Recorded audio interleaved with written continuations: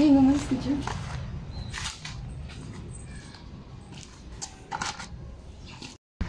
Bakit ang dami namang basura dito? Nakakainis! Ang kalat!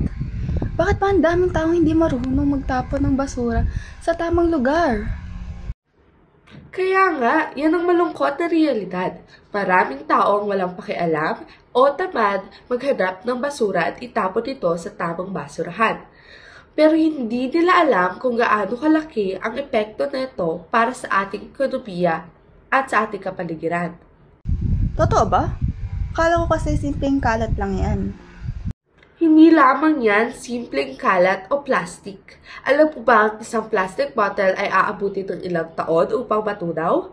Samantalang kung tama ang pagtatapon natin, maaari pa itong i-recycle ng ibang tao. Grabe! Ibig sabihin, kahit yung mga plastic na tinapon natin noon, nandyan pa rin hanggang ngayon? Oo.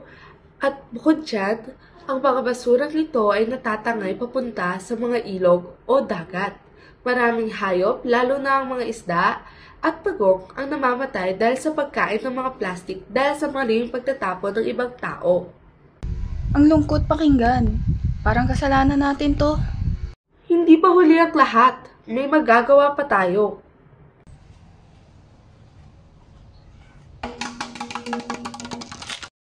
Grabe! Bakit ba ang dami nagkakalat? Tama ka! Isa ito sa pinakamalaking problema ng ating kapaligiran. Talaga? Mukhang hindi naman ganun kalaki ang epekto ng kaunting basura. Akala mo lang yun. Kapag hindi maayos ang pagtatapon ng basura, maaaring bumara ang mga kanal, marumi ang tubig at nalalason ng mga hayop. Minsan pa'y kinakain nila ang mga plastic na akala nila'y kanilang pagkain, na nagiging sanhi ng kanilang pagkamatay at pagkalason, kagaya ng mga hayop sa dagat at ilog, kagaya ng mga isda at pagong.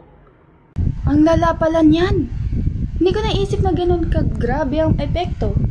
At hindi lamang yun, ang mga plastic ay inaabot ng daan-daang taon upang matunaw. Ibig sabihin, lahat ng basurang iniwan natin ngayon ay mananatili pa rin sa mundo kahit wala na tayo. Kakatakot isipin. So, paano natin ito masusolusyonan? Una, dapat tayong magtapon ng mga basura sa tamang basurahan at mag-recycle. Pero may mas maganda pang gawin, ang magtanim ng mga puno. Puno? Ano naman kinalaman ng puno sa problema sa basura? Malaki ang natutulong ng mga puno sa atin. Sinasala nila ang hangin, sumisipsip sila ng carbon dioxide at nagbibigay ng oxygen na nanggagaling sa ating mga puno. Parang natural na air purifier? Oo, bukod pa riyan, pinipigilan din ng mga puno ang pagbuo ng mga lupa, nagbibigay ng lilim at binabawasan ng ingay sa kapaligiran. Ang dami palang nagagawa ng puno. Pero, paano natin matutulungan ang problema sa basura? Kapag mas marami ang mga puno sa kapaligiran, mas nagiging responsable ang mga tao sa pagtatapon ng basura sapagkat aakalain nilang sobrang linis naman ang ating kapaligiran, bakit pa tayo magkakalat? Kung maganda ang kapaligiran, mas mag-iingat silang hindi magkalat. May punto ka. Pero, paano natin mahihikayat ang iba na sumali? Dapat tayo mismo ang magsimula. Pwede tayong sumali sa mga clean-up drives at tree planting activities. Kapag nakita ng iba na ginagawa natin ito, baka mahikayat silang gumaya at gawin din ito. Gusto ko yung idea mo. Sige, tutulungan na kitang pulutin ang mga basura rito. Tapos, maghanap tayo ng lugar kung saan pwede magtanim ng puno. Sana namang basura sa tamang tapunan. At malapit na rin tayo magdagdag ng isa pang puno sa mundo. Pwede ba natin gawin yan ngayon? Siyempre! Una, pulutin muna natin ang mga basura na nakikita natin sa paligid. Tapos magtanong tayo sa barangay kung may tree planting activity na pwede nating salihan. Ang ganda ng plano mo. Tara, simulan na natin.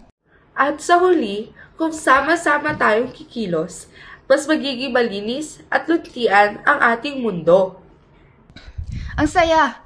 Isa lang ang siguro mula ngayon, magiging mas maingat na ako sa pagtatapon ng basura at tutulong ako sa pagtatanim ng puno.